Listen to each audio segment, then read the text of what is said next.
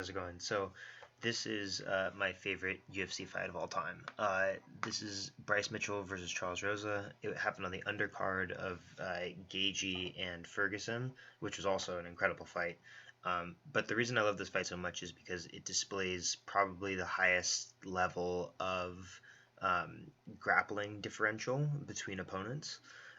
So it's not necessarily that Charles Rosa is not a good grappler because he is a black belt in Brazilian Jiu-Jitsu, has been training for a long time, probably 10 plus years in the sport, but uh, Bryce Mitchell absolutely dominates him on the ground, and he uses these loops of techniques, which I think kind of exemplify the highest level of grappling that you can really employ strategically. So he may not necessarily be as good of a grappler as, say, a Damian Maia or like a Fabricio Verdum or somebody like that, but he is the implementing the highest level of strategy in this fight. So as we take a look at it, um, he's going to shoot for a double here. He's going to take him down, gets him on the floor, avoids the guillotine just by moving out of the way a little bit, and then Charles Rosa starts trying to get back up. And then now Bryce Mitchell is going to use that kind of Aoki mount setup, right, which is pretty important as far as top control. Khabib uses this a lot. DC uses this a lot. It's a very AKA kind of thing. And Aoki, of course, by which the move is named after, uses this a lot. So, of course, the legs are in the middle, one leg here, one leg there, and then we have Bryce coming over the top with his legs, locking them up, right? So I think this is, although you're not technically past the knees at this point with the hips, which we talked about in a prior video. You see the knee line here of Charles Rosa and the hip line here of Bryce Mitchell.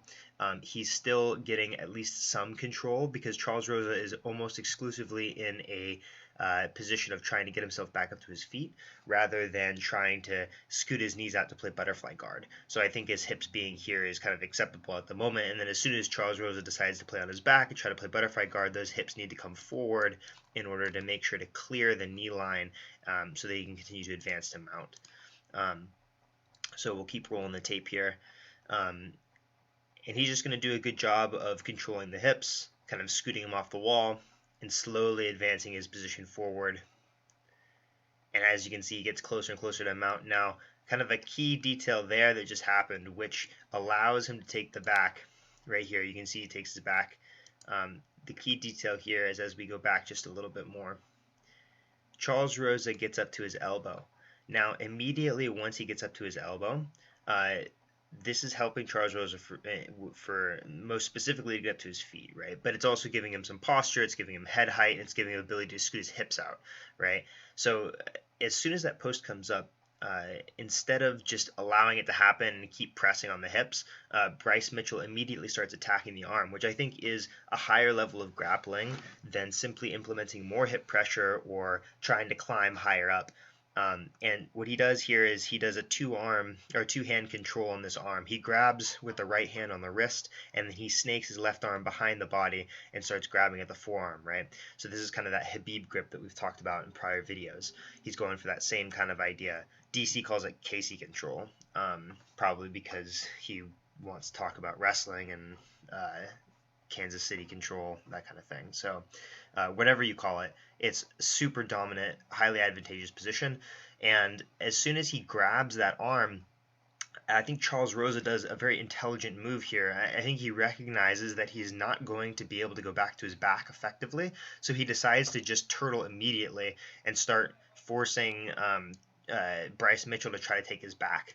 So this is what happens. He starts turtling, Bryce starts trying to take the back, and then immediately Charles Rosa does another smart thing. He starts putting his back to the floor, right? So now he's trying to hedge Bryce Mitchell between two different ideas, right? He first gave him the back and then immediately took the back away, right? Which is a smart process. If you know you're going to get your back taken, it's a good idea to expose your back on your terms and then take it away almost immediately so that you can get someone to react to the back exposure and then take the back mount away and start the escape immediately. Then it's just kind of a good play that he makes here.